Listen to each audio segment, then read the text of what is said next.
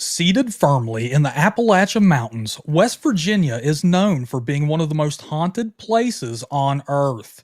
Living here for the majority of my life, I've encountered numerous paranormal and unexplainable events. Now, I'm going to share those with you. What's up, horror fam? Stephen, A.K.A. Bojangles here, and come closer, my friends. I have something scary to tell you.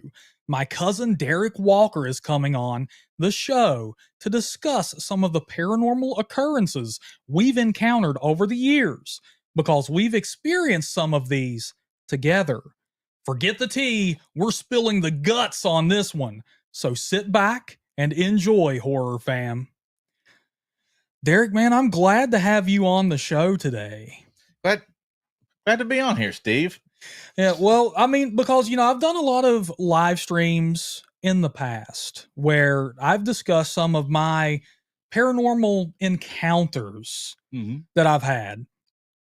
And the thing is, that's unique about some of my encounters is that I actually had people with me. A lot of these stories is like, well, I was alone and there was a knocking at the door, the lights, whatever. And I'm like, dude, I had witnesses with me, but the problem is, one of those being my mom. She's not here with us anymore. And you were just working all the time.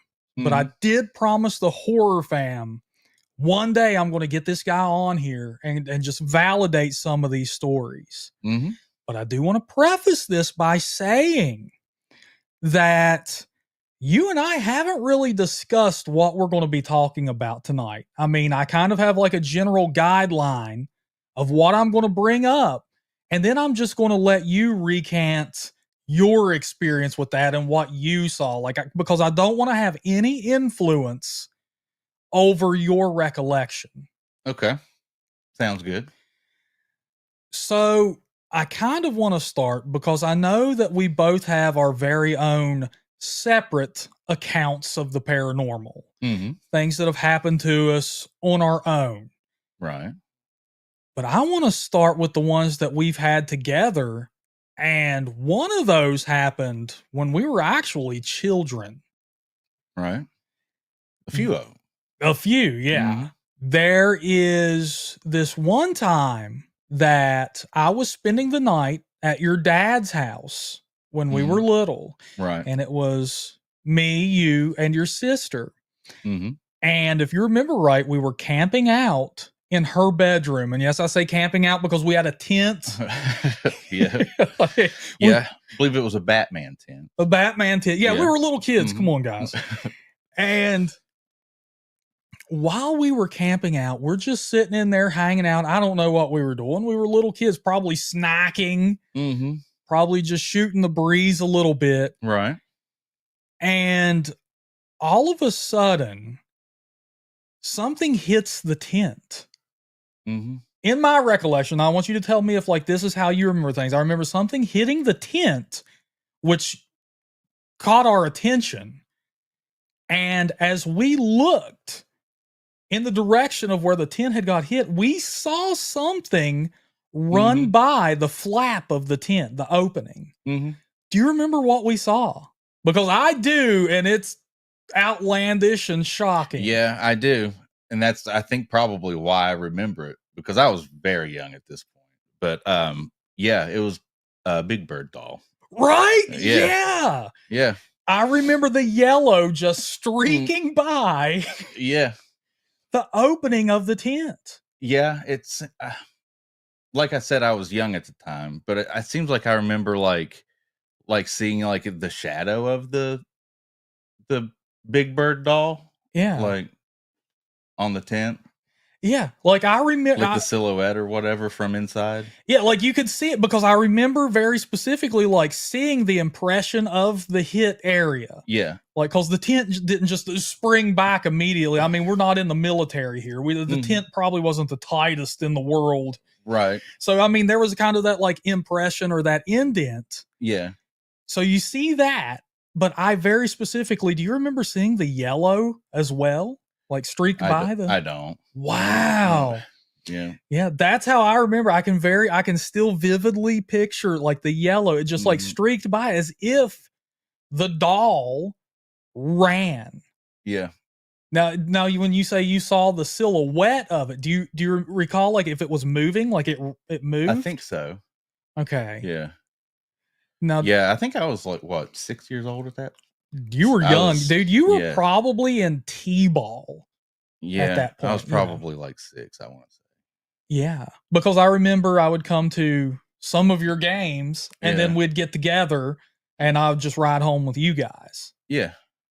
Yeah. Yeah, after some Pizza Hut, probably. Yeah, Domino's. Domino's were because Okay. because of where we were. Yeah. It was either like Domino's or Papa John's, probably. Yeah.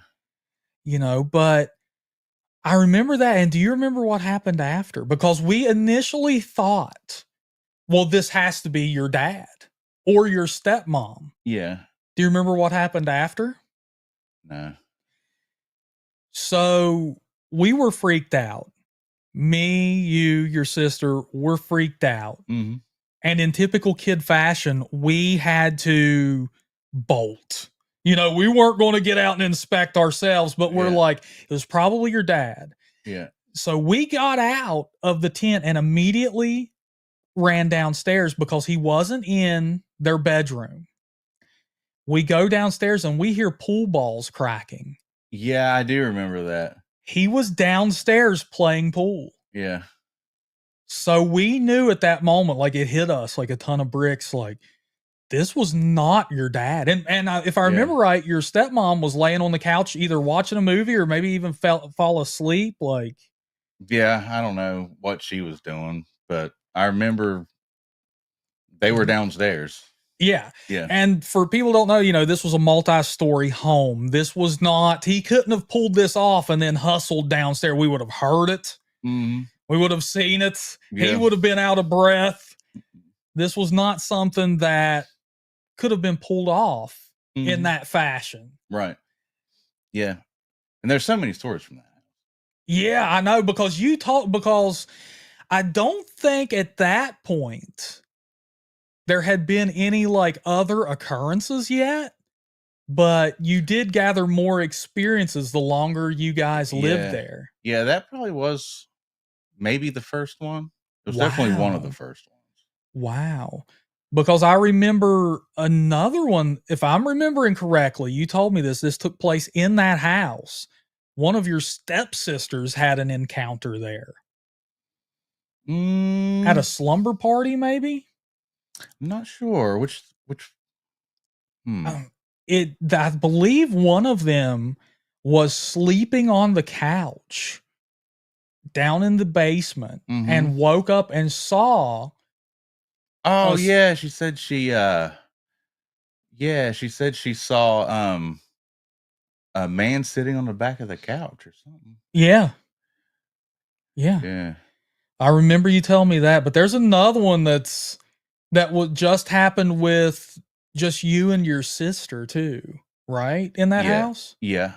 What happened with that? Okay, this one is one of my favorite ones. Yeah. It's probably the most, I don't know, shocking. Yeah.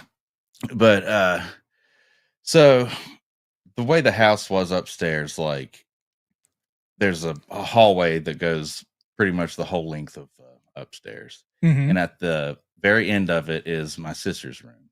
Yeah. And then like 90-degree angle is my door to my room. And it was late at night. It was on a school night. We would stay with my dad and he would take us to school on Sundays. He would take us to school on Mondays. Yeah. And we couldn't sleep. Yeah. And where our rooms are so close and our doors were open, mine was all the way open. Hers was open probably 8 to 10 inches. Yeah. And we were talking back and forth, we couldn't sleep. And so then we just heard something roll down the hallway. Like it sounded like somebody rolled like, I don't know, like a basketball or something, like all the way down the hallway. So you could hear like something rumbling down the hallway, like that rolling sound? Yeah. Yeah. And then it just like hits her door hard and like slams it open. to where it like bounces off the wall. And we just like both kind of just like laid there in silence for a second. And then I hear her like, Derek, did you hear that? And then I'm like, yeah, what was that? Was that Lucy? We had a wiener dog at the time named Lucy. Yeah. She was really mean. But anyways, and Brittany's like, no, she's laying right here with me. Wow. And then so to this day, like, what was that? I don't know. Wow. No clue. Yeah, it had some force behind it. Like, could you hear it hit the wall when Yeah. the door? Wow. Yeah. It slammed the door open and the door slammed against the wall. Wow. Crazy. Did it even do that like door rattle? Mm-hmm. Wow. Yeah. That's insane. And did your dad or your stepmom ever mention anything weird happening in that house? Or? No, I guess they were fast asleep, didn't wake them up. And they never experienced anything in there? I don't remember if we told them about that or not. I'm sure we probably did. Yeah. But I don't remember either one of them having any kind of stories about anything. Wow. Yeah. That's the only one I remember from your dad's side. You know, it's a creepy story. And now this may not even be paranormal, but I do remember he discharged a firearm on accident in the house after like a vivid dream. Yeah, I think that was in a different house. Oh, really? I thought it went through and hit the stairwell through their bedroom. Well, do you remember his house at Oak Hill? Yes. It was built the same way. Yeah. They were both like the split level. Yeah. Okay. It happened at that house. Okay. Wow. But yeah, I mean, this house that you used to live in definitely doesn't need any help. I mean, I experienced stuff there. You experienced stuff there. Your sister experienced stuff there. Yeah. And it'll be fun sometime, you know, to see if she remembers everything the same way that we do. Yeah. You know, and it's interesting the things that I remember. I mean, I'm glad that you remembered the Big Bird thing. Yeah. Because I'm like, every time I tell that story, it sounds so goofy. Yeah, it sounds stupid. Yeah. It's like, this has to be made up, but I swear I remember that. And, you know, I was, you know, a little bit older than you. I saw it with my own two eyes. She saw it. I know we all unanimously was like, dude, that's Big Bird. Yeah. You know? Yeah. So it's interesting. I remember the yellow. You remember the silhouette mainly, but yeah, we both remember that thing. Mm-hmm. Now, here's another one. I'm trying to kind of go in order that I remember of these paranormal occurrences, of these events. Right. So another one that I don't know if you remember this or not. We were walking on the railroad tracks, and it was a decent, lengthy walk. And we had Nathan with us, our friend Nathan. He was our bandmate. And yeah, okay. Yeah. If I remember, yeah. Oh, so okay. Yeah. You remember what we found? Bones, right? Or it was a hole with bones in it? Like, you got it. I feel like you got it. Was it like a really deep hole? So we are walking the tracks, and it's starting to get late. It's going to be dark soon. And it's us three. And eventually, while we're walking in the middle of the tracks. Mm-hmm. And yeah, and there was a hole like right like in the middle of like the railroad. In the middle of the railroad track. Yes. Yeah. Like there was like a railroad tie like going like over it.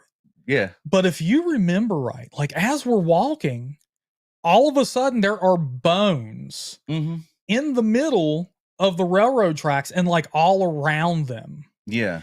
And we look up or walk just a little bit further. I mean, this is all within 10, 15 feet radius. So it was very close. Then we see the hole. and the bones are scattered all around this hole. But like you said, the weird thing was this hole was under the railroad tracks. Yeah. Like nobody dug that. No. It would be, I mean, how could you dig around all the ties? We couldn't even see the bottom of it, could we? I do remember we could see the bottom of it. It was about, I would guess, 10 feet deep, maybe less, maybe 6 to 10. But I do remember we dropped a rock in it, and the rock bounced and went outside of the circle. Like it looked like it was like a tunnel down there. Yes, like the hole went like this. Yeah, like an L shape or something. And yeah, I do remember that. We just looked around us, and what created this thing, we'll never know. I know we immediately, because it was about to be dark. Yeah. This was definitely evening time. This was an impromptu thing. Don't even know why we were doing it. So we immediately started walking back to get to our car. And I do remember Nathan flipped out. Yeah. He flipped out. He was convinced something was watching us. Something was after us. Yeah. Yeah. It was weird, man. That was in Swiss. Yeah. No clue. And I told this story on live stream a year or two ago. I can't remember. Yeah. But I did go for a walk up those same railroad tracks again, trying to relocate that hole. And I don't know if I didn't go far enough. I went pretty far, but I did not find it. Yeah. Say the railroad people probably filled it in for safety reasons. I would say so, but yeah, I'm not sure what we saw that day. Yeah, I think it was probably a trimmer. It could have been a graboid, you know. Yeah. Wow. Yeah. And that's pretty much my only that I can think of. You know, if you were going to say, you know, I know that's not a paranormal experience. That was definitely something did that. Yeah. What it was, I don't know. Some might say it was like a cryptid sort of experience, but that is like my only cryptid experience that I can think of. Yeah. Yeah, me too. I saw a UFO one time. Really? When I lived in Fayetteville. What? I worked evening shift at the time, and I got off at midnight. I was sitting on my porch, and it was I was just sitting there, and it looked almost like a shooting star, except slower, and there was like no like streak, you know, like a shooting star. Yeah, and it was green, and it was like way lower than a shooting star would be. Yeah. But it was just like a green light that just like shot across the sky. And like my neighbors across the street at the time, they had a big tall oak or maple tree or something. But it was probably 40 feet high, that tree. Yeah.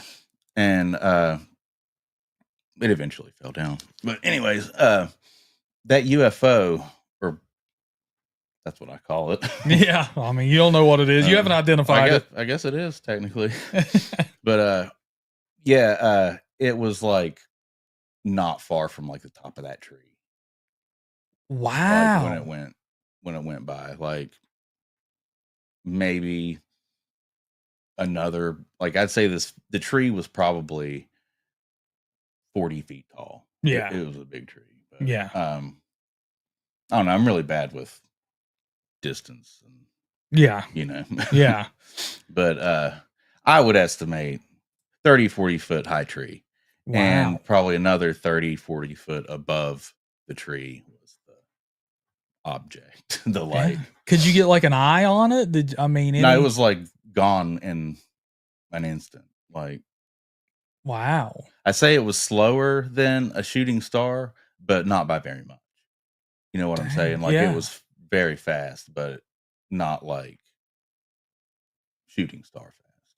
Wow. That's insane. Yeah. Man. So do you think it could have been like a drone or anything like that? Or I don't think it's too fast for a drone. yeah, mine can't do that. No. Wow. No, I don't even think an airplane. Jeez, man. Yeah. Who knows about out here, man? Because, you know, I've seen things in the sky. Oh, and it was silent too.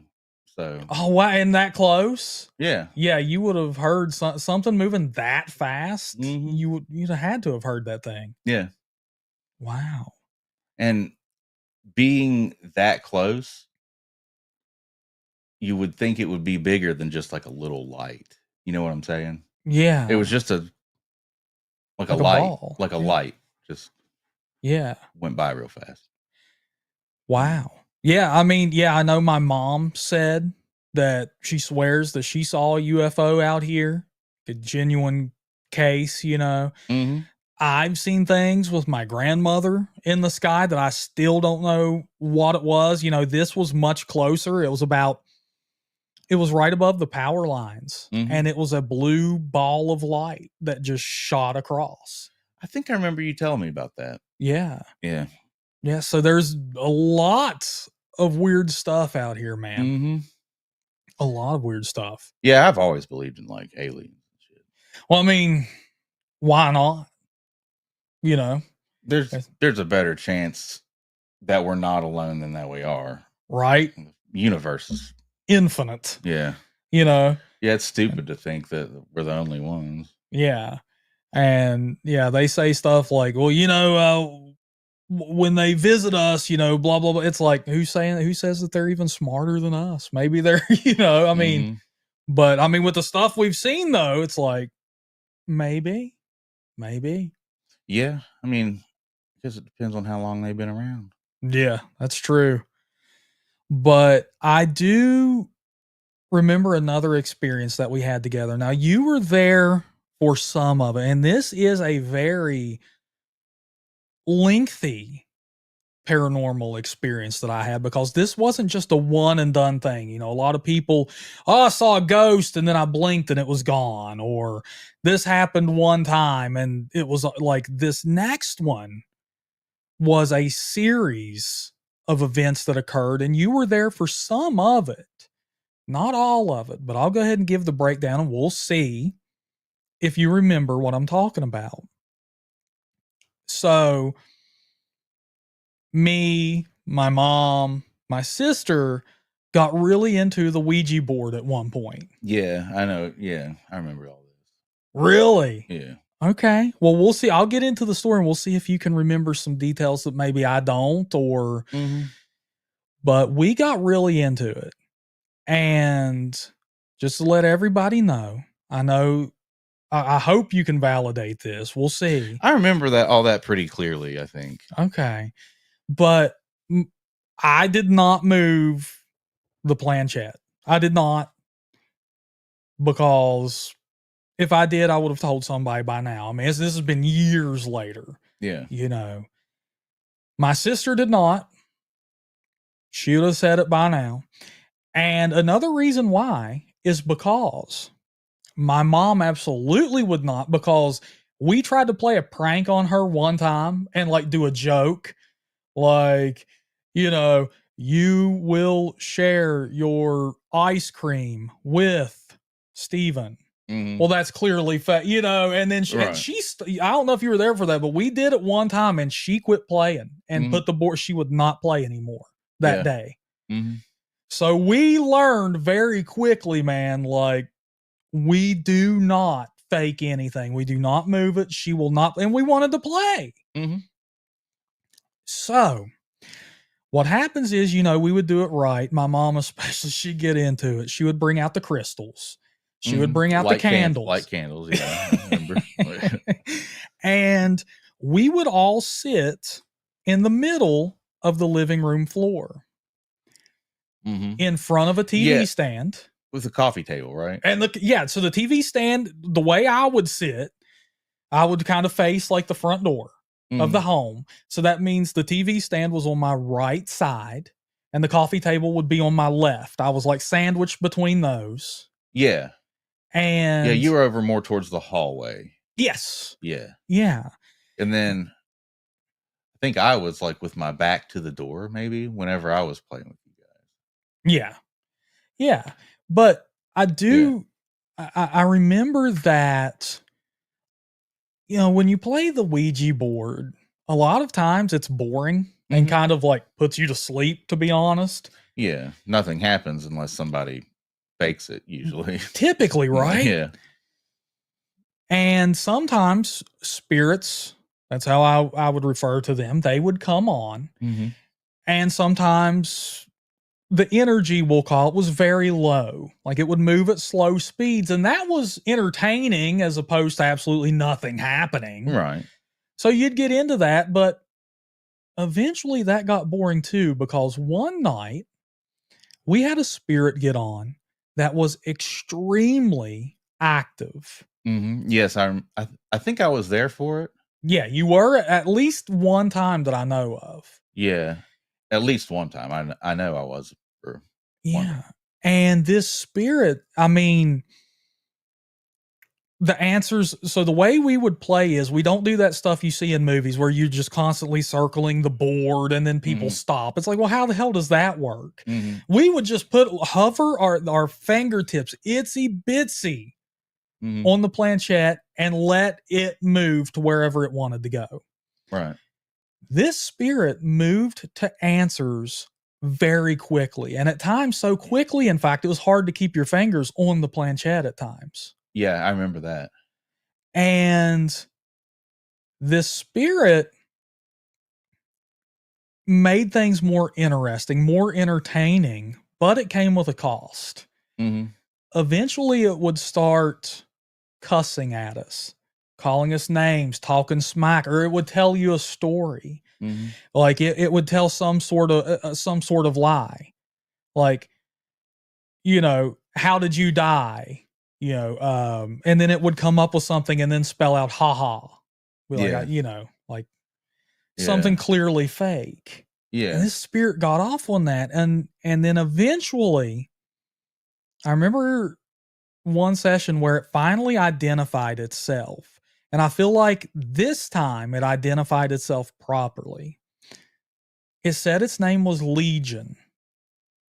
And it said, "For we are many." Yeah. I remember that happening.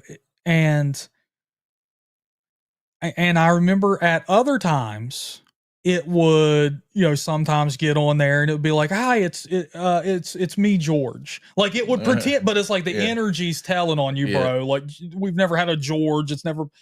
Yeah. But I don't remember it saying "we are many." I remember it saying Legion, but I didn't remember that part. But then I got to thinking like Legion probably means like. It seems like that came later. Like the "we are thing. It seems like, but I can't remember. Like this is such a crazy story. And the finale, the crescendo doesn't happen until a little bit later, but I do remember that eventually sometimes you couldn't even play with it. Like it would get on the board and you'd be like, "Oh, there's all that energy coming through and it's real fast."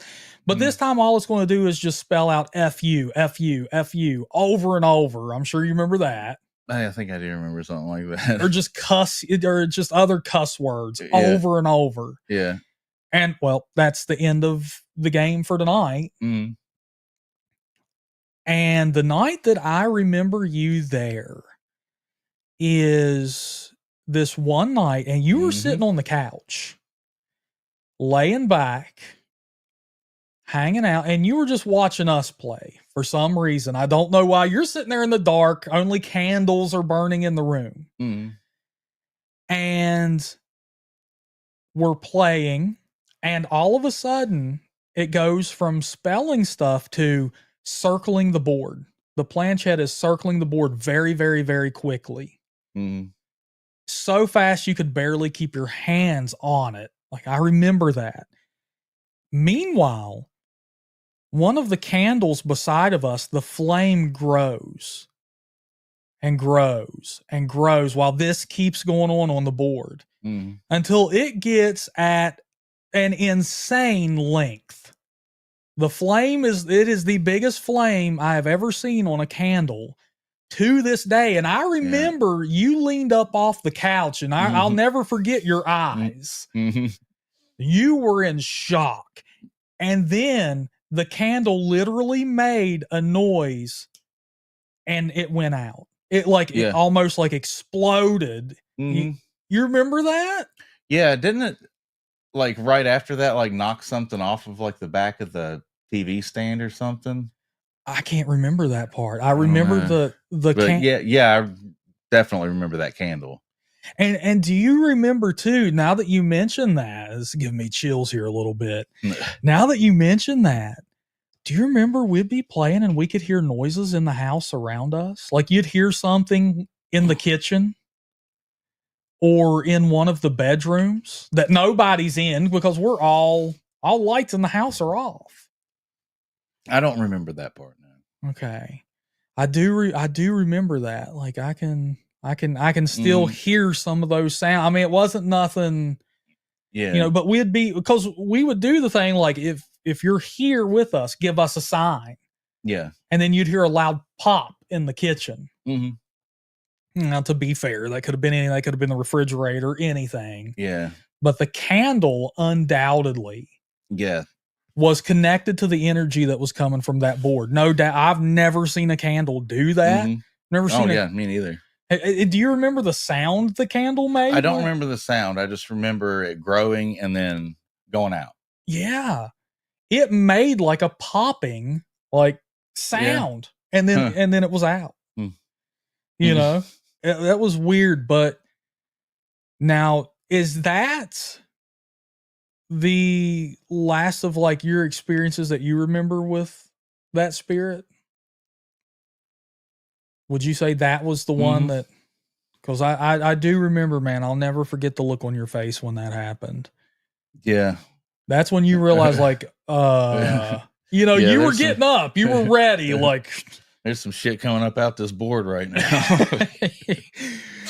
Do you remember, I mean, I don't know any other term or way to call it, but Legion's finale, like what that eventually led into, that just, we were done. We stopped. I guess that's really the only experience I remember with him is, the candle and and I remember him, like the energy. I remember him like messing with us, like picking on us and stuff, like not like just repeating the same thing over and over or whatever. I remember that part, and I remember the candle thing.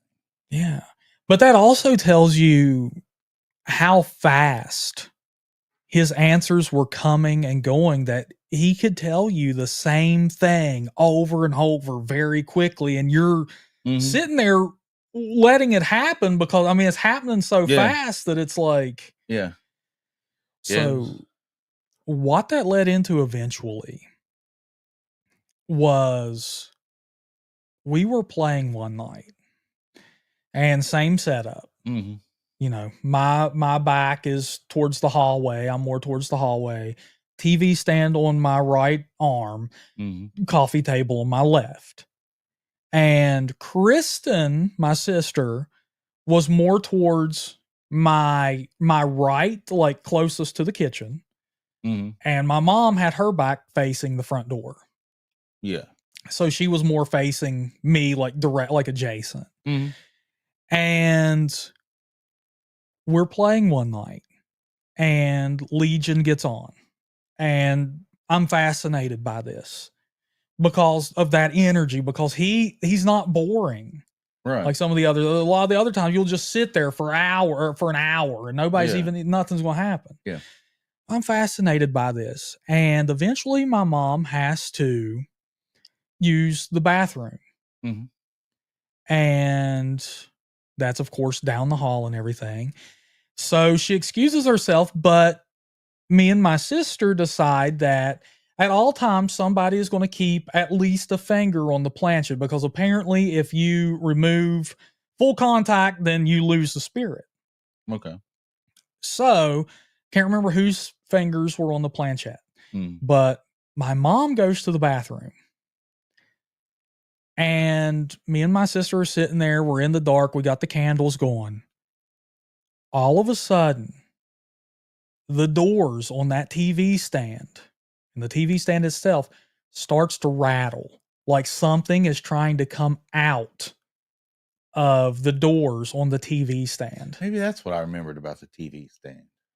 Yeah. Something was, unmistakable. I mean, this wasn't, I accidentally leaned. I mean, it is shaking. Mm-hmm.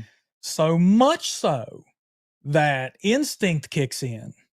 I stand up, and I don't know if you'll believe this or not, because we know Kristen, my sister, played Chef Hefty in the Talk Horror show.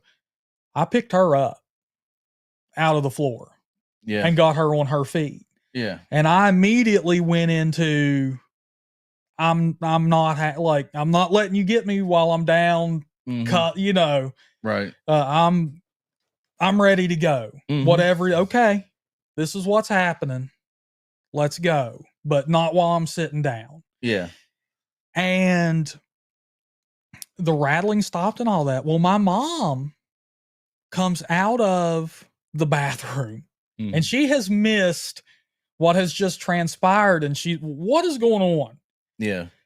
And me and my sister are like, were the cats, because we had 2 cats at that time. Mm-hmm. We're trying to figure out what could have done this to the TV, like any logical reasoning explanation. Maybe a cat got shut up. I mean, that never happened. Come on. Yeah. But you're struggling. Mm-hmm. Both of the cats were in the bathroom with her. They had followed her to the bathroom. Yeah. And that was the last time we played with Legion. So you just quit playing? We just quit. That was it. Yeah, probably a good idea. Yeah. Yeah. We just, I could have, I'm going to be honest. I could have kept going because huge fan of the dark, macabre horror. Right. And what was going on. And I'd never seen something. I've obviously had experiences before, but I've never dealt with anything like that and felt that kind of energy before. Yeah. So I could have, to see, but they were done. Absolutely done. Yeah, I could see Carla, like, definitely. Yeah, she shut that down. Yeah. That was a hard line. Yeah. Might have stumbled onto some poltergeist kind of situation, like next time. And knowing what has happened over there and all the other stuff, I wouldn't be surprised, man, if that wasn't some form of demon. Mm-hmm. I wouldn't, because the way it talked to us, the way it identified itself, the way it cussed at us, the way its name was Legion. It's right. Yeah. I think we possibly dealt with something there. And I've actually, on a past live stream on the YouTube, when I've shared this story before, like I said, I'm glad you're here now, because you remember, you can confirm.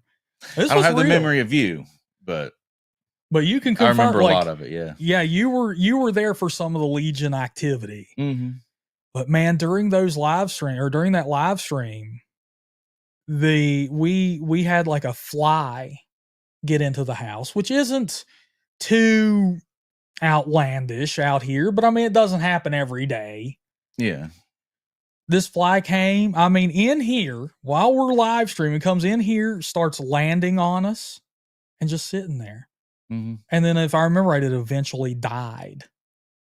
Well, after not existing in it was just, and we had, if I remember right, we suffered an internet outage. Like, things started going wrong technically during the live stream just from talking about it.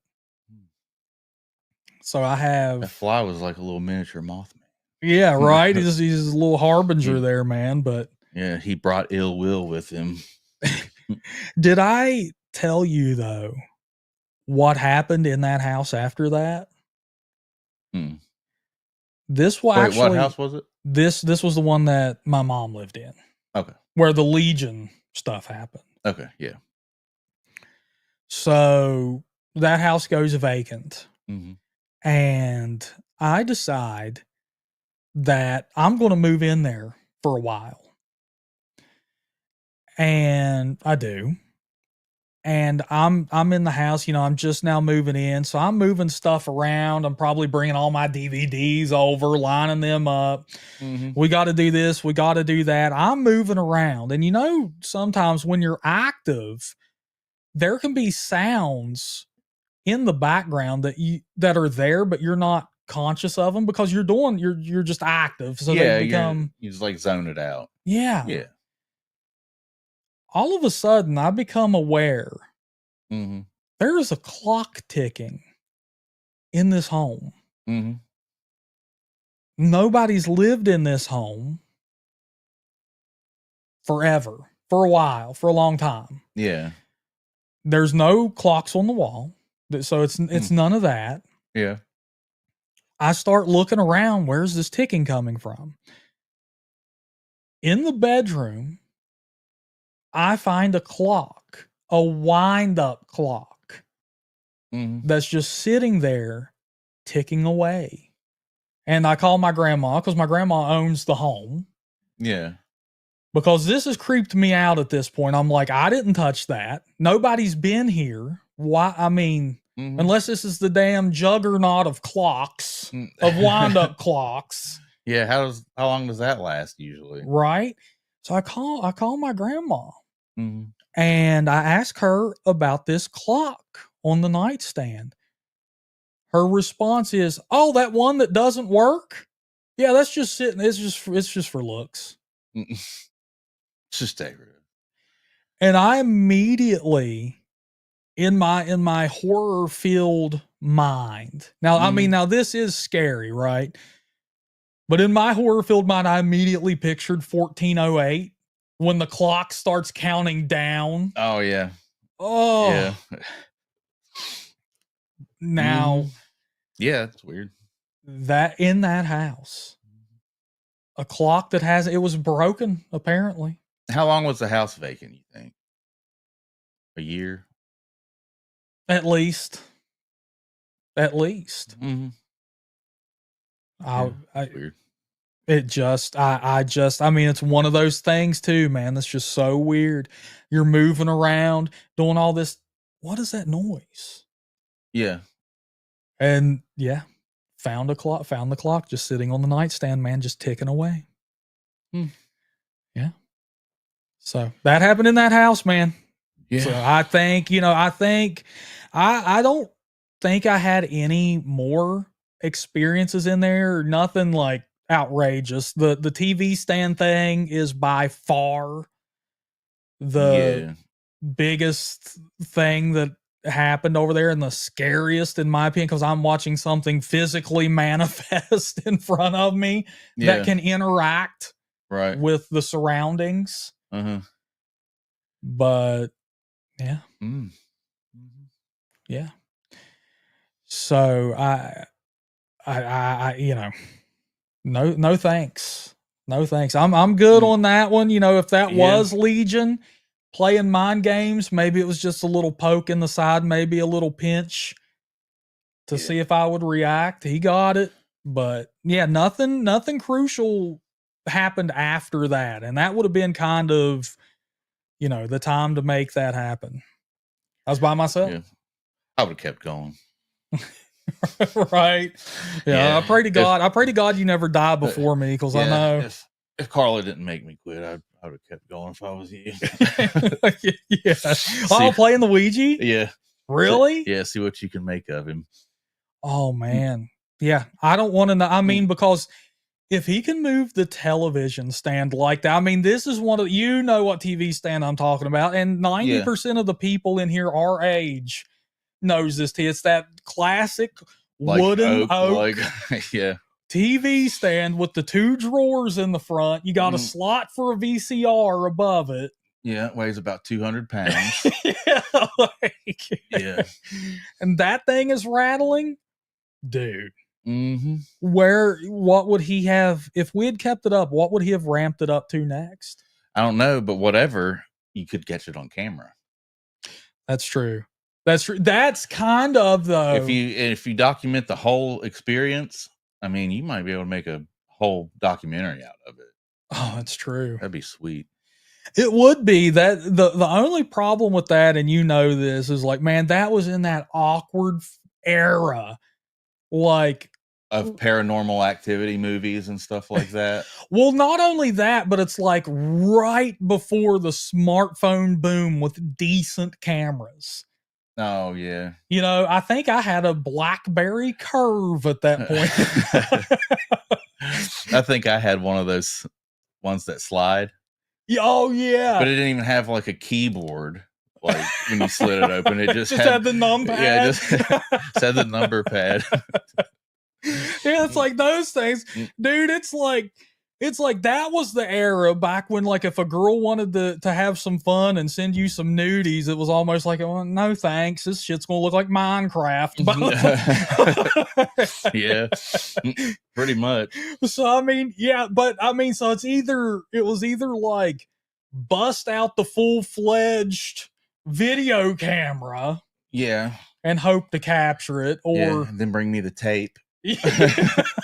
Who the hell's going to take that? America's Funniest Home Videos, but like, yeah, it's like but we had digital cameras.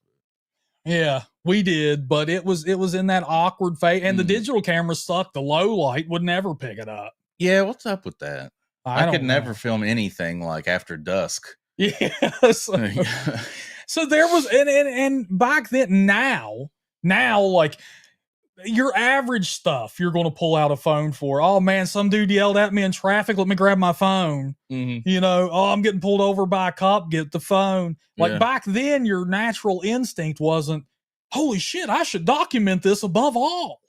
You know, it's like, no, I'm trying to survive first. You know, so yeah, man, if that had happened just a few years later, and with as much as I'm into technology as I am, we would have definitely had that on video. Or no, in Legion, we wouldn't.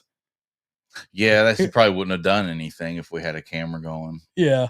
Either that, or he would have done that classic mess with the camera maneuver that nobody would believe in. Turn the camera off. Turn the camera off, or kill even the battery. Or even worse, like we'd film it on digital and then go back to watch it and it's static. And everybody's like, "No bullshit, guys. I know digital cameras don't do static." You edited this in there, like, yeah, we'd have been in trouble, man. Yeah, he definitely pulled some kind of trigger. Oh, for sure, for sure. But I mean, those, you know, except for when I lived at my old house, those are pretty much like my main paranormal experiences that kind of occurred organically. They're not like ones that, those are the ones that like I weren't English is a thing. I wasn't necessarily seeking out, because of course I've had stuff happen on like ghost hunting expeditions, or, well, I guess that's not, I've had a few other things happen that were odd, like in an old hotel room, or you know, when I lived in my old house, something woke me up one night, like voices and music. I don't know if I told you that. Oh no, that's creepy though. Voices and music, and it was very specifically like old school music. I'm not talking 60s or 70s. I'm talking like 20s. Yeah, like something's playing on a phonograph somewhere. But I woke up and I could see in the bedroom I was, the way this house was laid out, I could almost see through the whole house into the living room. And it looked like a light was on in there. So I got up, I go in there, because this woke me up. And I was dead tired. I remember very specifically, I came home and went to bed at a very early hour. And, you know, back in my teens or early 20s, whenever this took place, night owl, dude. I'm not going to bed at 9 p.m. That's not happening. Yeah. But I did. And this woke me up after, I mean, that tells you how tired I was. this thing still woke me up. Mm-hmm. I walked through the house, and where that light was coming from, I have no clue. I assume somebody was maybe watching TV in the living room. Yeah. So no clue. Nothing's on. Nothing's going on. But at this point, I'm startled. I'm like Randy Marsh here, dude. I am startled. I'm like, I'm not going back to sleep. Which house was this in? This was in the just right down the road. Oh, yeah. So that house always gave me the creeps for some reason at night. And it was a brand new house. Yeah. Brand new. Well, there was a house there before, wasn't there? Yeah, my grandparents had that house put there, but here's the thing. If you remember right, outside of that house, there was a concrete slab. Oh yeah, was that a foundation for the old house? That was that covered up a basement. They sealed a basement. Oh yeah. There used to be a convenience store there. Okay. And as a matter of fact, we even had somebody show up to the house at one point who owns like their own trucking company and stuff. So money, they have a lot of money. Mm-hmm. And they showed up and they own their own heavy duty machinery. And they offered my grandparents, if you guys ever want to figure out what's under this house, I know that there used to be a store here. Yeah. I would volunteer to dig that up for you. He must be interested. Right. And that's a weird, who the hell does that happen to? Yeah. But he offered that. That is a very weird, who is that curious of something like that? Yeah. But yeah, I woke up, I go in there. I'm not going to bed at this point. Not. Yeah, no. Okay. Not after that. So I decide that I'm going to turn on the TV and I'm going to watch Married with Children while I do it, because I'm going to make me, I think it was chicken tenders. Yeah. At the time, good snack, good teenage. Oh, can't go wrong. Early 20s snack there, man. Or, mid 30s. Yeah, there you go. No problem. But man, I make them. Nothing's happened further at this point. That's, I'm starting to chill a little bit. And I sit down in my chair and place the plate on the arm of the chair. Classic teen maneuver here. Yeah. And I start eating the chicken nuggets off of that plate on the arm of the chair. While I'm sitting there, the lights start flickering behind me, like very visible. I mean, brand new home, brand new wiring. And these lights, if you remember in the kitchen, they had those bulbs in it that last like 30 years. Yeah. These were those monster bulbs that no one's ever replaced in their lifetime. Like whoever manufactures that, they're losing their ass. Yeah. In that business. Like you buy them one time and you're done. Mm-hmm. Those lights started flickering on and off real bad. And once again, I just stood up and I watched them flicker in front of me. So no longer it's not just a shadow behind, Right. I watch them and then it stops. And nothing else happened. I wasn't going to sit down and let, while I'm sitting there eating my chicken, my dino nuggies and watching Al Bundy, Oh, speaking of light bulbs that never go out, this plant, or the plant that I used to work at. Yeah. There was a furnace there where supposedly somebody died in it in like 60s or 70s. Yeah. He fell inside of it while they were working on it. Oh my God. And this is where you guys, and now this is like a furnace that melts metal, right? Yeah, it melts. Well, I know they did a lot of different stuff than what I did, like back in the day. But we were melting basically raw materials down into metal. Wow. But anyways, he fell inside. And they quit making the furnaces like the design of this furnace because of this. Wow, dude. But you don't want to be that guy. You don't want to be the guy where they have to remanufacture something. You don't want to be the guy with that, inspired the sticker on the side of the pool that shows somebody breaking their head off. Yeah. But anyways, so he fell in and burned to death. And everybody around him, his coworkers, could hear him screaming for his life.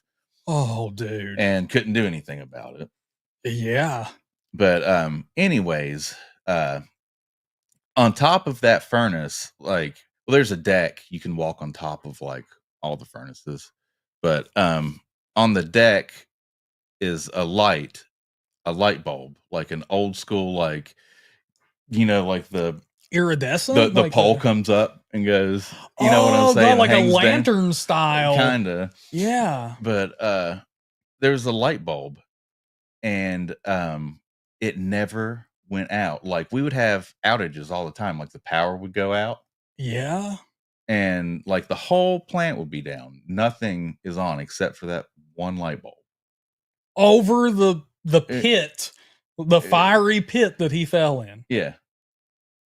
And it's the only light burning in the whole plant when there is no electricity. What is okay? Now, is it the same light bulb? I don't know if it's ever been changed. Because that's another question. I don't know if it's still the same light bulb from the 60s or 70s. I don't know if it's ever been changed, but I know that it never goes off. Good God. If it has been changed, they keep putting like an old style like light bulb back in it. Because damn, so it is one of those like Edison bulbs. Yeah. Wow. Yeah. So you'd think if they did change it, it would be like an LED or yeah. Wow. Yeah. God, dude, that poor guy, man. That's like, I just keep picturing the Terminator at the end of part 2. As he's just slowly descending into the. Yeah.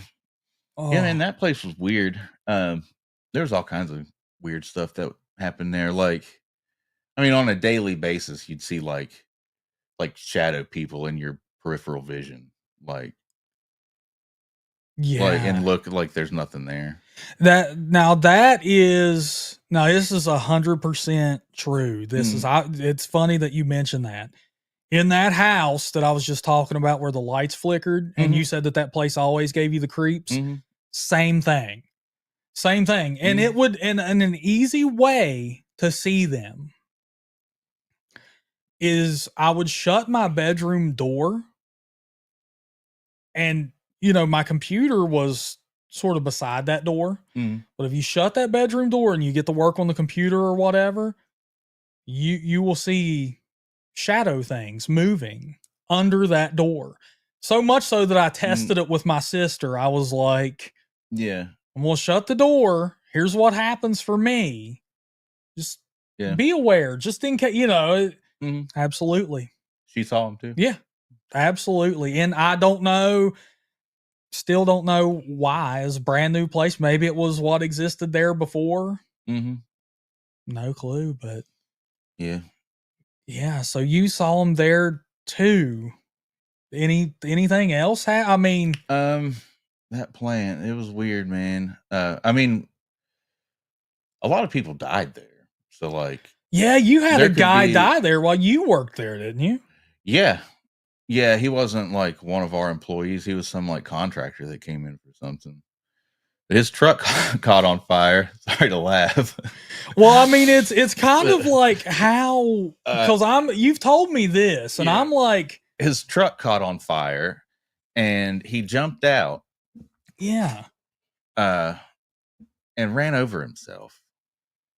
But like, I want to know the details of this because, and yeah, I'm sorry to laugh too, but I'm like, now I know where you work, and I know worked. Excuse me. Past tense. Yeah, thank goodness. Yeah. You would have been one of the many there because you lost like 20 pounds just working. I mean, you're already a skinny dude. Like, yeah, well, that's when I went to midnight.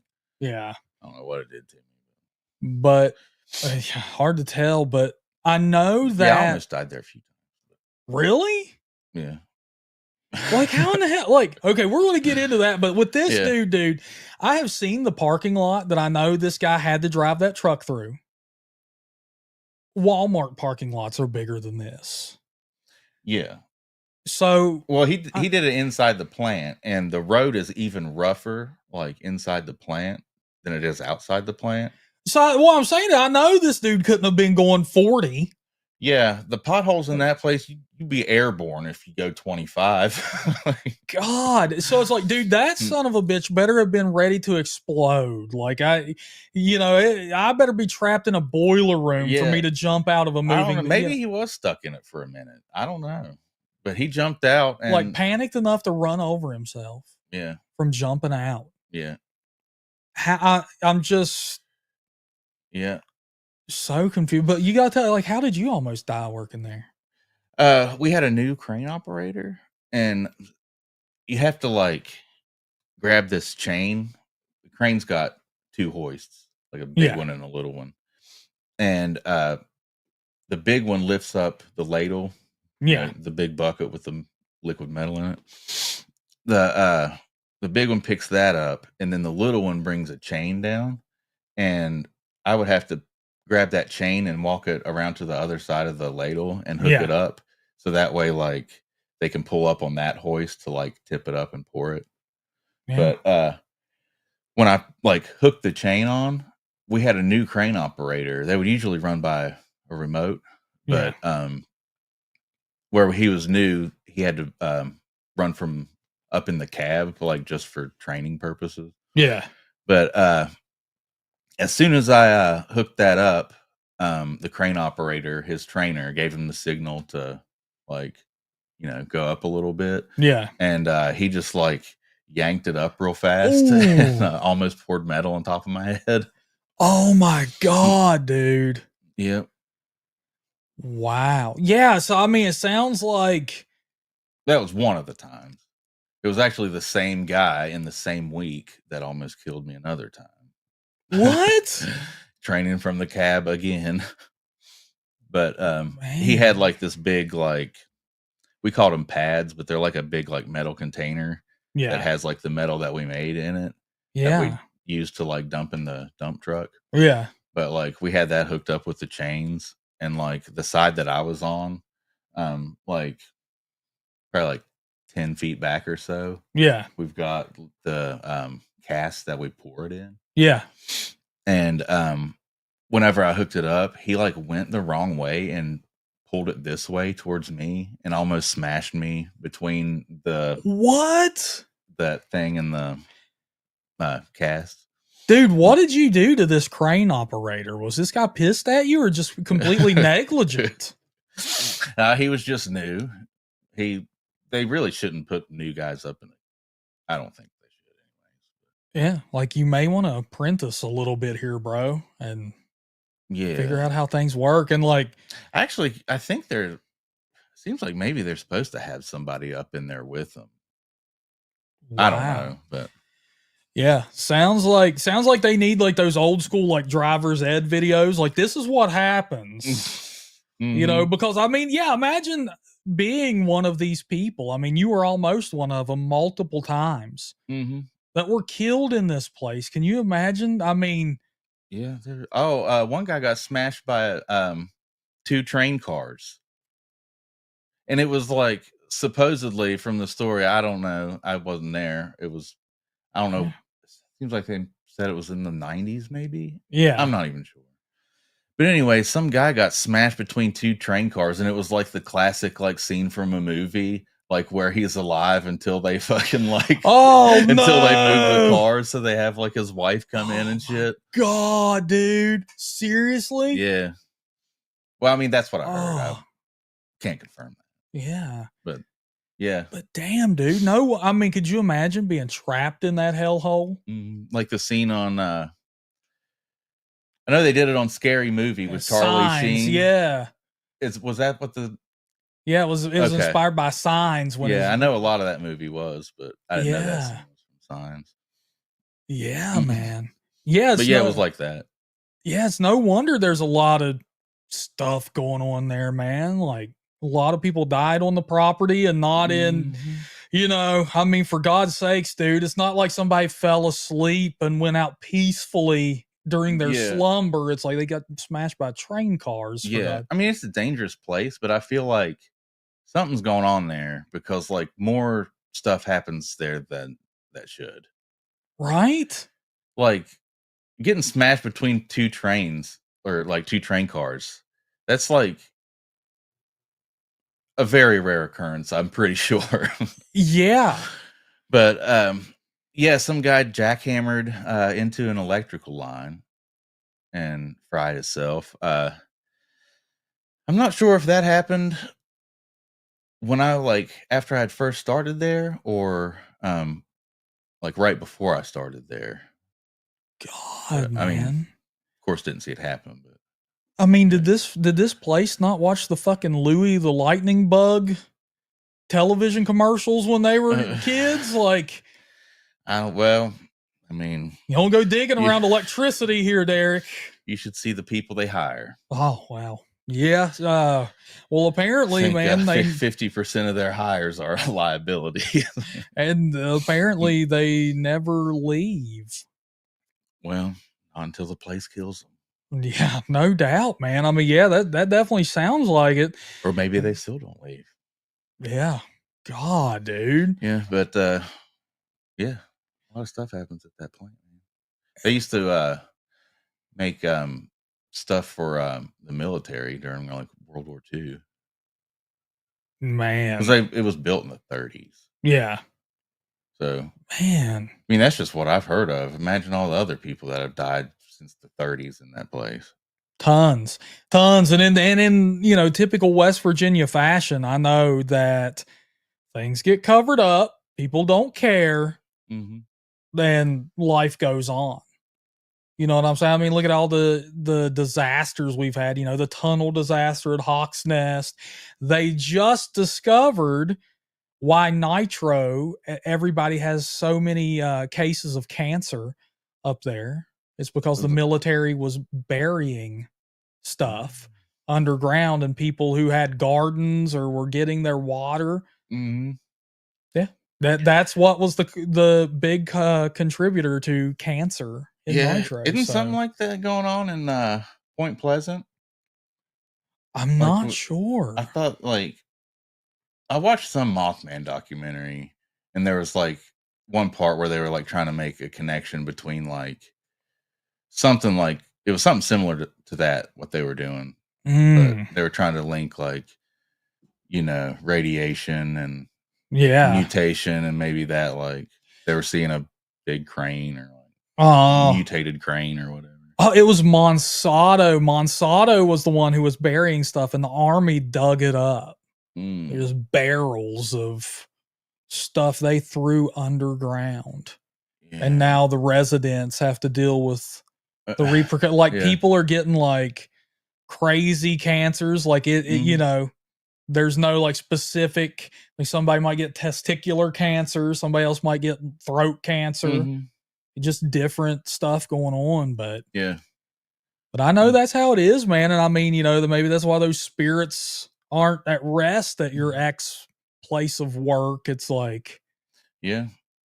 you know, I feel like there's more of a chance of being a ghost. Sounds silly, but if you don't, or I mean if you die in like a traumatic way. You know what I'm right? saying? I feel Yeah. like you have a lot more chance of sticking around Or at least if you don't go peacefully. or at least the ones that cause a ruckus.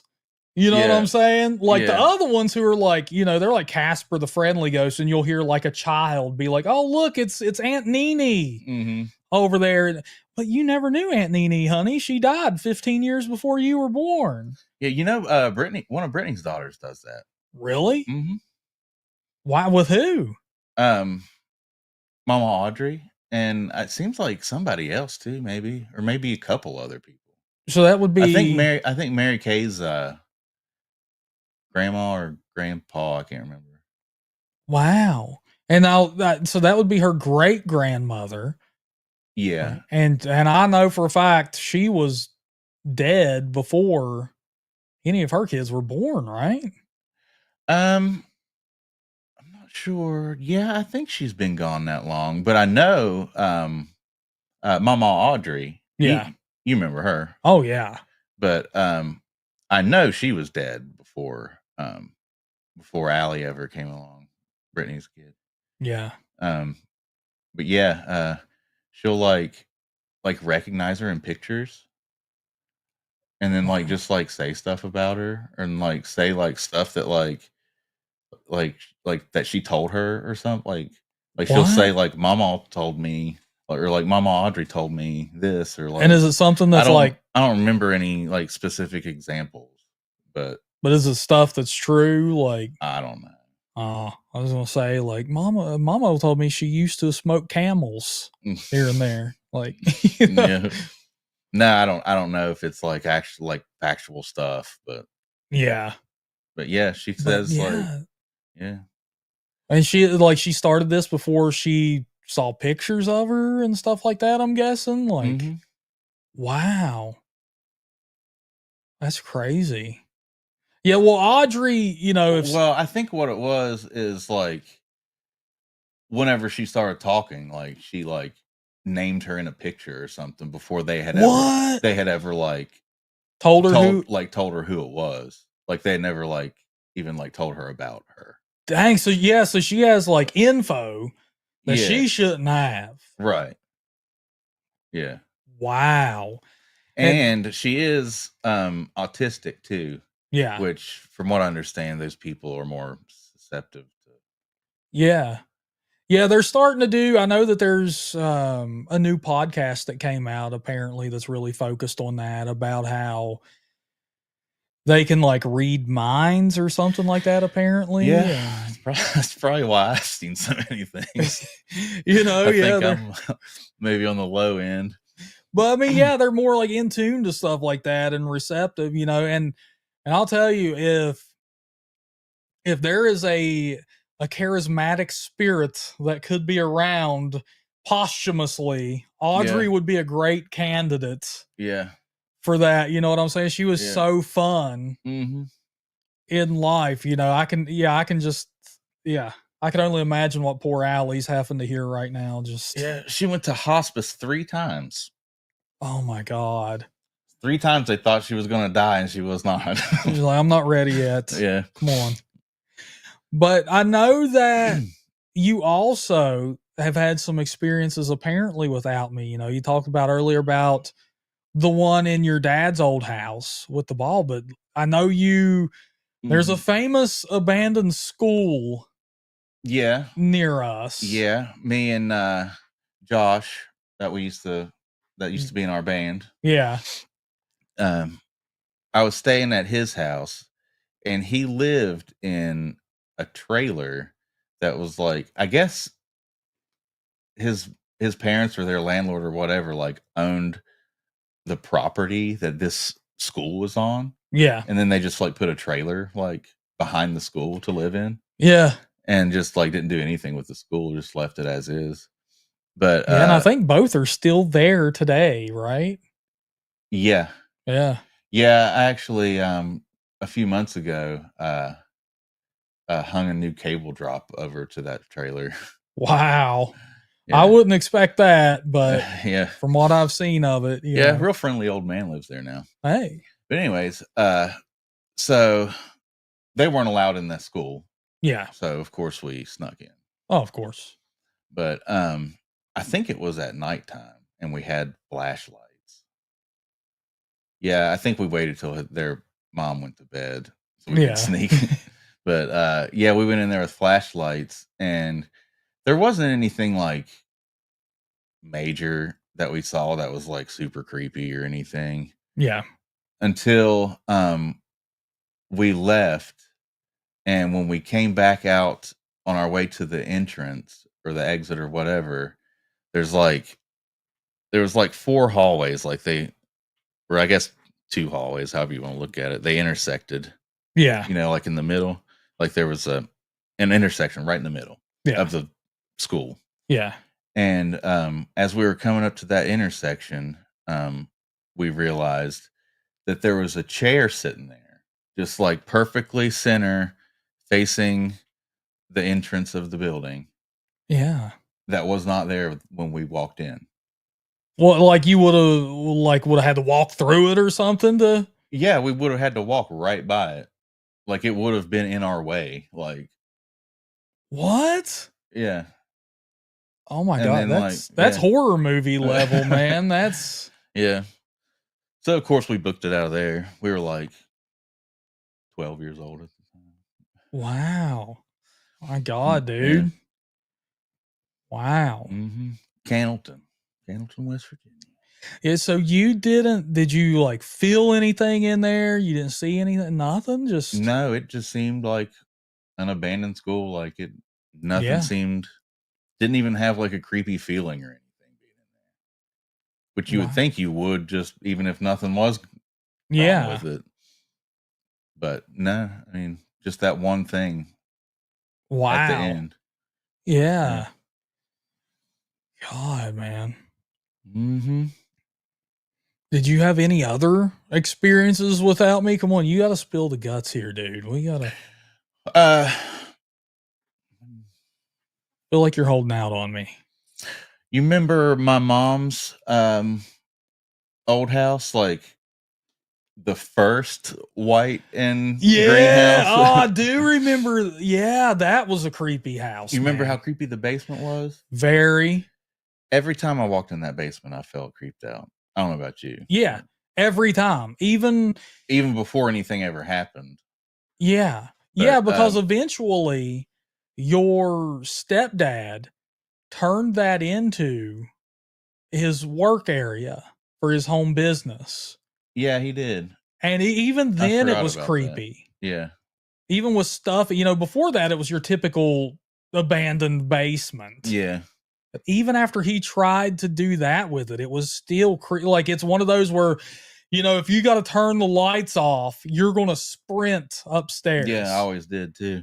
Yeah. But do you remember the tile? The tile in the basement down there? I think so. It was I think it was like red and black. Yeah. Like checkered, Yeah, yeah. But then like in the middle of the room on this side and in the middle of the room on this side, there was like one bigger tile that had like a duck in it on this side. No, I don't remember that. And then on the other side, it was a bigger tile with a sailboat. But yeah, did I ever tell you about whenever I just like heard voices down there? I think so. I think I remember this. Like probably when it happened though, because we were kids. Yeah, but I would go down there. I don't know, maybe 10 years old or so. Yeah. I would go down there to ride my scooter. But yeah, I just heard I don't remember anything they were saying specifically, but it sounded like a conversation between a mother and a daughter, like trying on prom dresses. And it was really creepy. Wow. Well, just while you're down there riding it sounded like it was coming out of the vents. And were you home alone? Like what was No, they were my mom and my sister were there, but I think they were in the living room. Yeah. But it definitely wasn't them because she wasn't trying on prom dresses. Yeah, she was like 12. Yeah, she wasn't about to go to prom. Yeah. Yeah. So I don't know. Wow, so it was intelligible enough for you to be able to determine what they were talking about. Yeah. Yeah, I don't remember specifics like the exact words they said, but Yeah. I remember what they were talking about. Yeah. Yeah. Wow. Yeah, I remember that house being creepy, man. Mm-hmm. I remember I could be spending the night with you and like one of your toys would suddenly activate. Mm-hmm. At like 1 a.m, like a Furby would go absolutely bonkers. I think all Furbies. I think those were just like demon spawn. I think they were just flawed from the factory. They were all everybody's demonically. Furby did that. Yeah, probably. I broke mine against the wall eventually. I think I was there when you tried to get it to stop. Yeah. Do you remember that that TV in my room? Yeah, I forgot about that. That old school like 13-inch with a VCR built into it. Yeah. Yeah, it started like it was turned off. I think we were trying to sleep. Yeah. It was turned off and it started making all these like clicking noises. Oh man, yeah. Yeah. But I think we unplugged it and it still kept doing it. Right? Yeah, I do remember that. I remember the TV. Yeah. Yeah. It's one of those old school. Yeah. Dude, I just think that West Virginia in and of itself is a very haunted place Mm-hmm. because me and Yeah. I you, think Appalachia altogether. yeah, yeah. I mean, it's so old. Why wouldn't it be? Mm-hmm. You know what I'm saying? I mean, I don't know if you even know this. This is a fact I learned. These mountains are older than bones. Yeah. That's insane. Yeah. That's why they're shaped like they are. Yeah, it's insane. Mm-hmm. They were originally a part of Scandinavia. Oh, before the Yeah. continent split or whatever. Yeah. Yeah. I mean, Yeah, I didn't know that. insane, man. So, That's pretty and cool. all the limestone and stuff, like they say that's supposed to be like conducive to, Yeah. but I mean, we have had so many experiences out here, both separate and together. Yeah. Which, I feel like we're very lucky in that because how many people get witnesses to their stories? Yeah, that's true. And most people, I feel like, only have like one or two. Yeah. Yeah. I've had a few, and some haven't even happened in West Virginia, which is odd. And one was with, another witness in a completely different state, but I don't know, man. Like I think it might be more haunted here because in the old days, life was harder here. Oh, for sure. Like all the coal miners that like lived at coal camps and things like that. Like, yeah, you had to deal I with think script. I think they just had a rough life, and they might have a little bit of a grudge about it. Well, yeah, and we still do, man, because like people, this for a fact. Oh, this for a fact.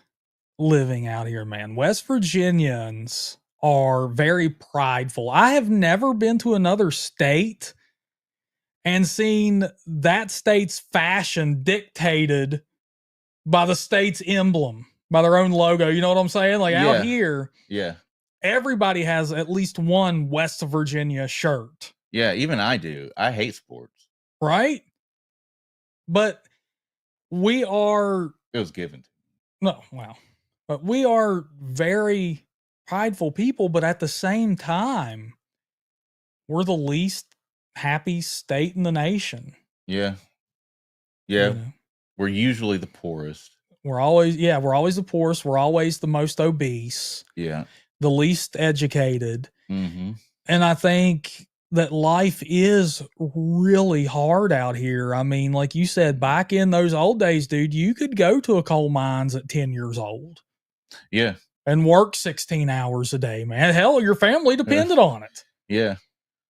And I think it would be super depressing to live in a coal camp. Right? Where you have to give all your money back to the company that you work for, and things are overpriced in there. But if you don't, if you only get paid that money, they're going to let you live in their house. They literally control everything. You work for them, you rent from them, and you buy your food from them. They probably only have like necessities available in the stores too. Yeah. Like you probably can't buy something for a hobby. Like, and as you know, like if your family, if your dad works at the coal mines and you're in the coal house and he dies on the job, literally the next day, your family's out of that house. Yeah. The next day. So despite, our pride in the state and how much we all love it here, a lot of people aren't happy, man. I mean, there are so many people that both you and I grew up with, we played music with, we watched movies with, we did all these things with that aren't alive now. They're not here. And, and I know that the coal mines or where you worked at that plant, those are jobs that people are very proud to have. They pay a lot of money, and everybody, I know, the coal mines goes without saying. Everybody who's from here knows that. Like, people pride themselves for keeping the lights on. But that plant you worked at, every human I've ever come in contact with in this state has tried to put an application in down there. Like, they love it. Yeah. But at the same time, look at how many people die in those areas. And then look at how many of them are depressed that they even actually do work there, because a lot of the deaths that happen out here, man, people work in these manual labor jobs. They break their back. They get on pain pills. Now they're depressed and then deceased. Yeah, their spirit probably. I mean, it's the same thing, like you said earlier. Like, you're stuck between two train cars. Like, that's probably how they felt mentally before. Yeah. It's like, well, this isn't what I dreamed. I hated it there. Yeah. And the weird thing is like, it's not a hard job. It really sucks in the summer because it gets super hot. Yeah. But it was an easy job, and I got paid pretty good. Yeah. I guess the reason for the high pay is how dangerous it is. Yeah. But yeah, I hated it though. There's like, I can't even tell you anything like specific besides for the heat that like I hated about it. But like, just going in that place, it was like very depressing. Yeah. And I don't know. I just think there was a weird vibe to it that just like made me uneasy or something. And I just hated it in that place. I know that, I mean, it makes sense. And I know that being who we are, being from where we are, that you have a different outlook than, say, somebody like my fiance, Anna, who's from California, right? The completely different culture. So she comes out here, people are burning trash, people are throwing tires in the river. She doesn't like it. And she's like, well, that affects my health. That affects my quality of life. Now, people like us, when people say that, we're like, oh, come on, you're a wimp. Quit being a wimp. Yeah. And that's what I feel like kind of you went through, like, because I've talked to you a little bit about that job. And I feel like these coal miners and stuff go through it too. It's like, you're sacrificing more than just your mental well-being there. Because I know that job, the conditions of it, man, not only did you almost get killed on site, literally, but it took a major toll on your health. You're a skinny dude. You've always been a skinny dude. A lot of people have always talked about you being a skinny dude. Right. I can't imagine you 20 pounds lighter. Yeah. And you need glasses now after working that. Now you'll never say, well, man, that place, I'll never hear you complain about it. Yeah. But if I ask you like something that kind of like, oh, man, you can't see that, then you'll be like, oh, well, when I worked at the plant, Yeah. But it's like, that's how we are raised. It's kind of like in that culture, and it breeds a lot of suffering, sadly, that, some of these people and spirits were likely going through, and maybe that's, they want their voices to be heard after life because nobody listened to them while they were here. It's like, no, you're going to get your ass up and you're going to go to work today. And that's what you're going to do, or your family's on the street. Yeah. It doesn't matter what you say, It doesn't matter what I say, man. People are still going to throw tires in the river or burn trash. Like, it's, so. Yeah, you definitely can't change people around here. No. So I think, I don't know. I think there's a lot that lends to it. I think like we were talking about just the history behind this place and how hard it is to make it out here. You got the limestone, and you have, a lot of bad things happen out here, that just untimely deaths.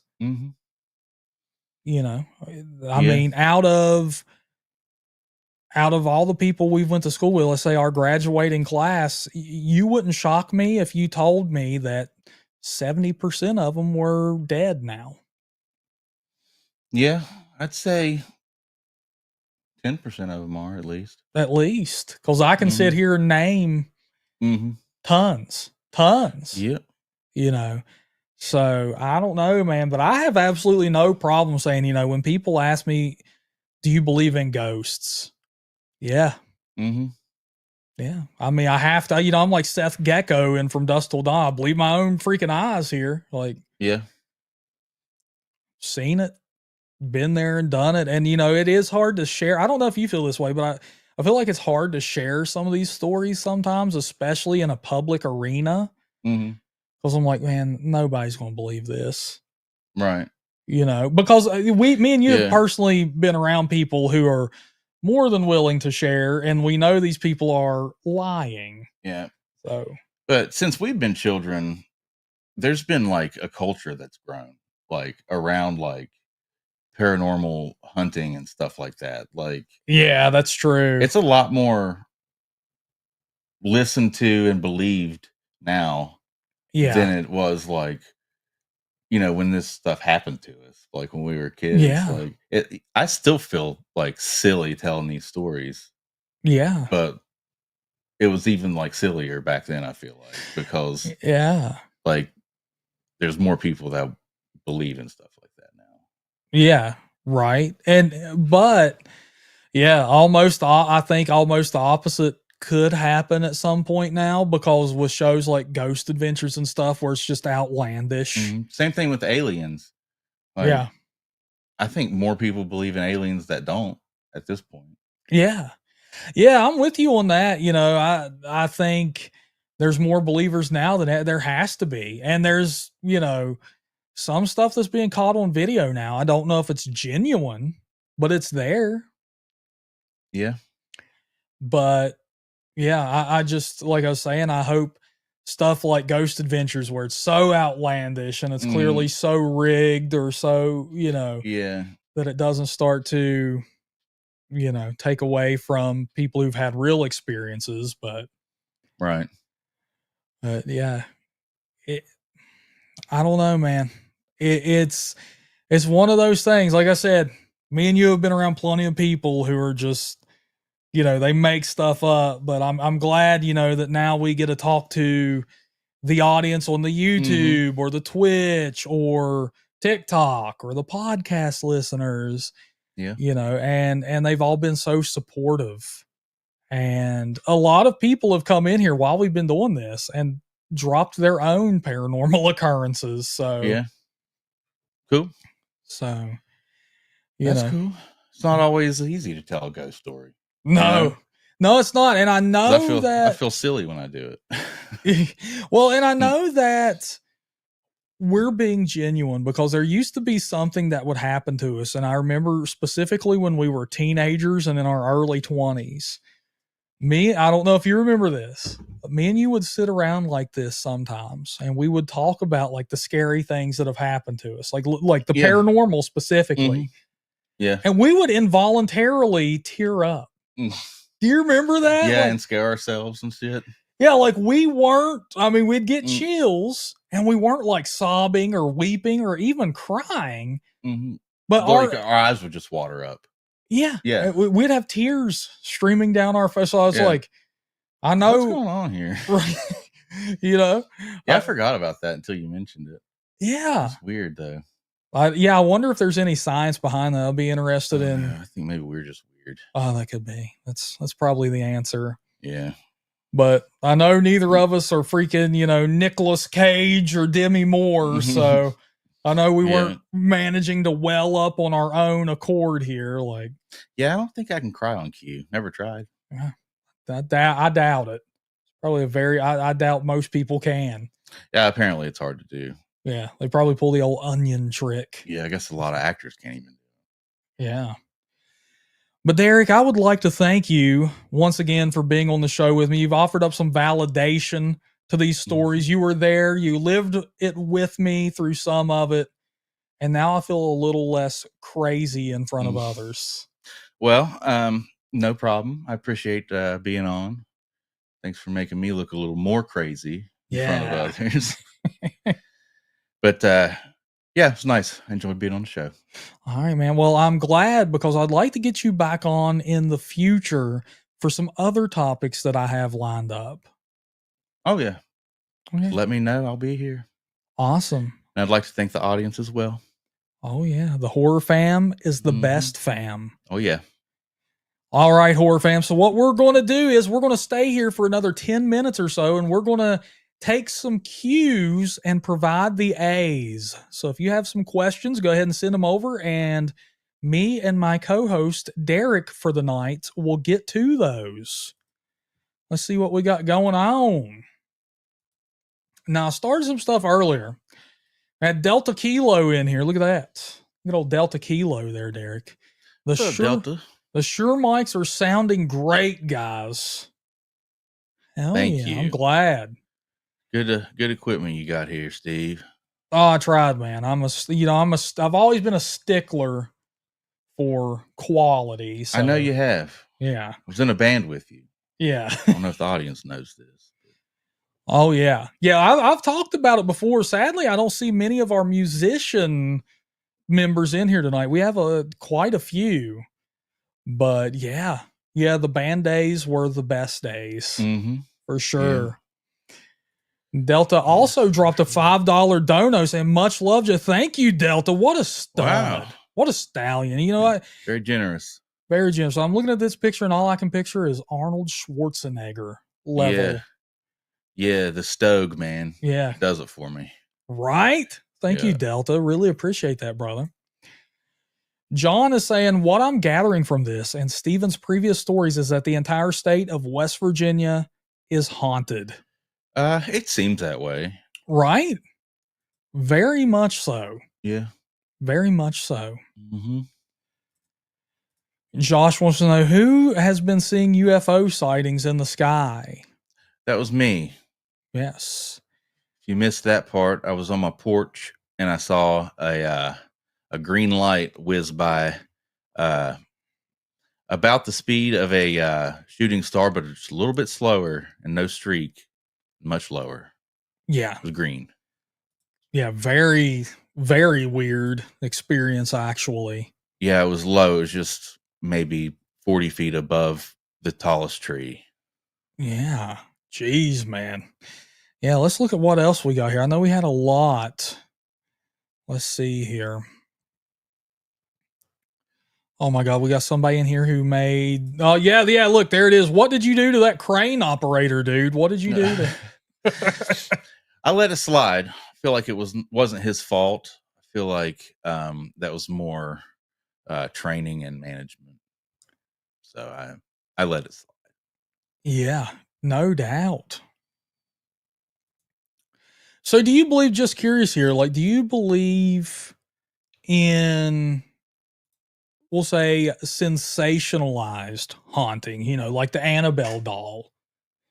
Like, do you believe that's a true account of the paranormal?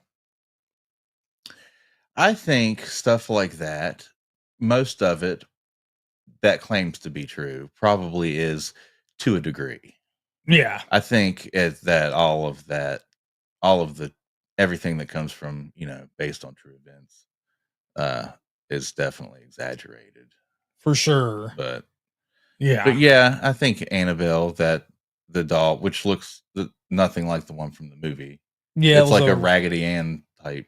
Yeah. But anyways, yeah, I think it was probably haunted or is or whatever. But yeah. Yeah, that sounds, there's some other good ones out there involving dolls too. There's Robert the Doll. Very, very creepy story. If anybody wants to check that out. Is this one supposedly true? Yeah. Yeah. And it's super, super weird, man. Like I would argue it's scarier than Annabelle. Yeah. So check that out. Yes, Dragon Blues is the Californian who's going to fight to save West Virginia. Somebody needs to. Somebody needs to, man. I don't know. Yeah, it'd be pretty hard. I have I'm from here, so I know for a fact people don't respond well to that. you know, like they want to be able to have no repercussions for their, I mean, it's kind of like the Wild West out here, really. Yeah. Yeah, I'd say most people around here would say we don't need no damn change. Yeah. Just like that, right? But you know. Yeah. Yeah. They might be wrong about that. Yeah. Oh man. Let's see what else we got here. So Mr. Mission Control says that the old grist mill locations are really great ghost hunting locations. Now, Mr. Mission Control, say that 3 times fast. Are you talking about like Babcock? The grist mill at Babcock? Or her, of course, is from England. Says she finds the USA beautiful in general. Yeah, West Virginia, very beautiful. Very beautiful place. Yeah. It is. It's stunning. I mean, it's naturally beautiful, and then you go into some places where the people have made it ugly. Yeah, you do. So, you do. There's, you know, and that's kind of everywhere. mm-hmm. And a lot of cars on lawns and stuff. You know. Yeah. A lot of trash in the yards. Some people even let houses fall down, but for the most part, tarps on roofs. Yeah. For the most part, yeah, it is. You know, I've driven cross country multiple times. So thankful when I hit West Virginia, man. Like there's so many boring ass places out there. Arizona, New Mexico, Texas. Yeah. Oklahoma. Good God. It's like you'll go through like Arizona and New Mexico and you're like, oh my God, please give me just some green. I'll do anything to see the fucking blade of grass. And then you hit Oklahoma and it's like, oh shit. Just flat forever, you know. Dry. But it is kind of the great thing about being in the USA is that every state can be completely different from what borders it. Yeah. You know what I'm saying? Like, yeah. And there's something to see in every state too. You know, Horror says, I've been to West Virginia and I can honestly say I found it to be very creepy. Yeah. Yeah, most places. Yeah. I'll say the weird thing is though that I, you know, cause I've talked with the HorrorFam a little bit about this is like, we get stuff, you know, we get a lot of, smack talked about us in movies. And as much as we do, as much as the stereotypes come through and, you know, a lot of people hate stereotypes. They're like, oh, you shouldn't stereotype. You shouldn't do that. West Virginia's fucking loved Wrong Turn, dude.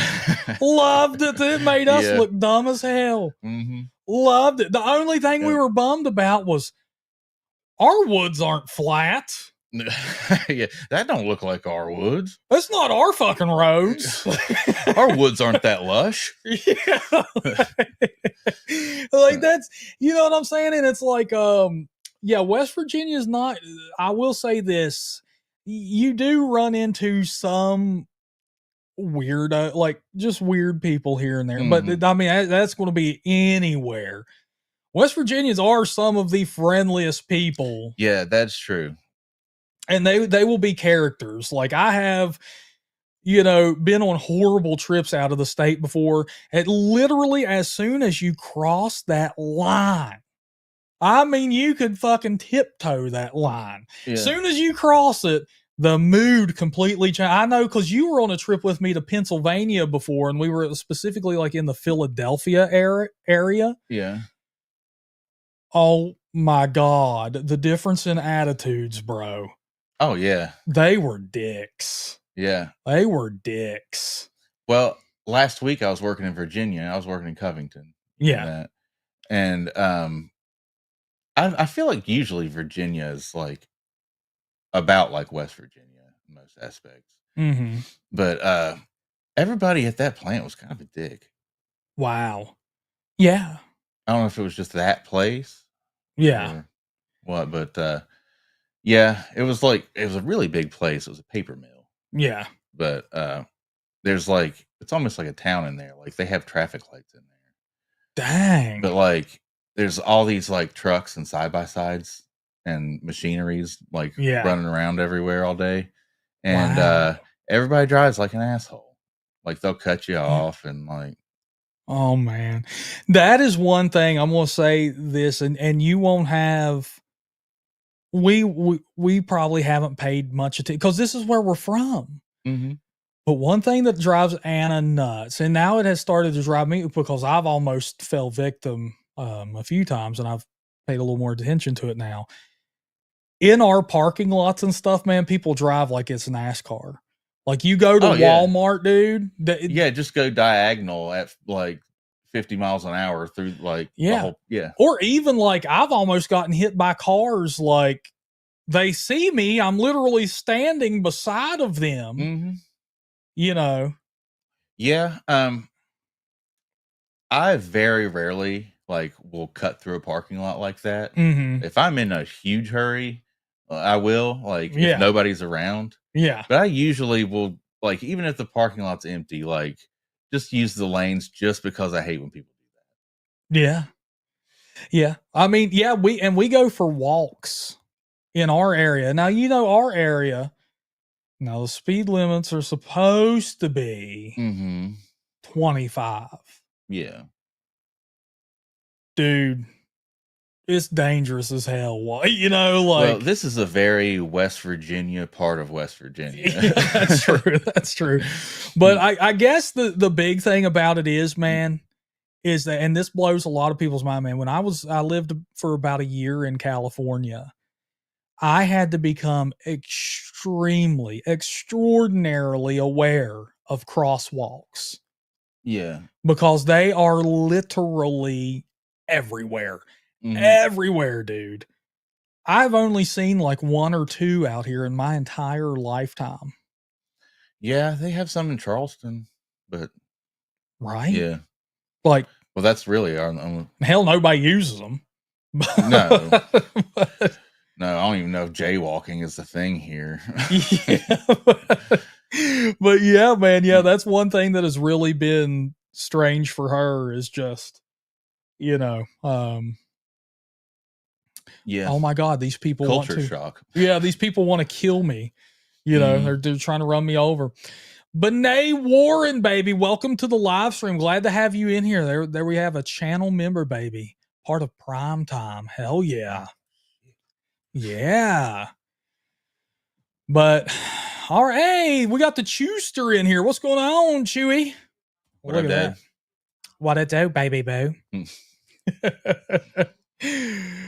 But I guess we're going to hop off of here, Derek. I guess nobody wants to throw any more questions our way.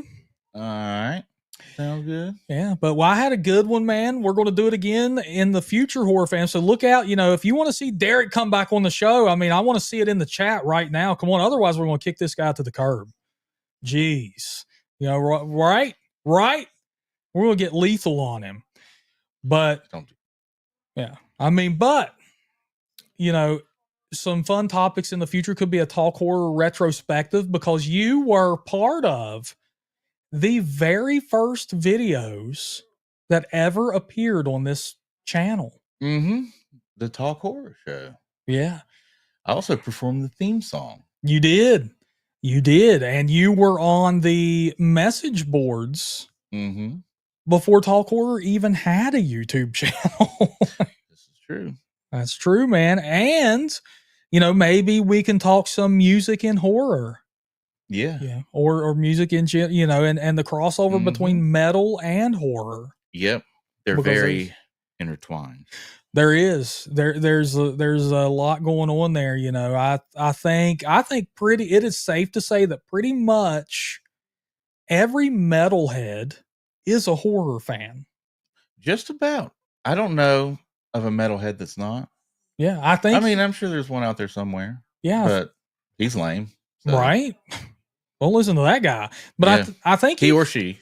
Yeah, or she. But I think you can be a horror fan without being a metalhead. But you can't be a metalhead without being a horror fan. I think you're right. Yeah. Never really thought about it that way. Right? Strange. Thanks for shining some light. Well, you know, I'm kind of a genius. Yeah. It's a family thing. It is. All right, horror fam, we're going to hop out of here. Thank you so much for being with us tonight. Really appreciate it. And really appreciate the donations that came through. Glad you all could take some time out of your day to talk some horror with us, baby. So until next time, my friends, look horror, listen horror, talk horror. Love every single one of you, my friends. Good night. Later, guys.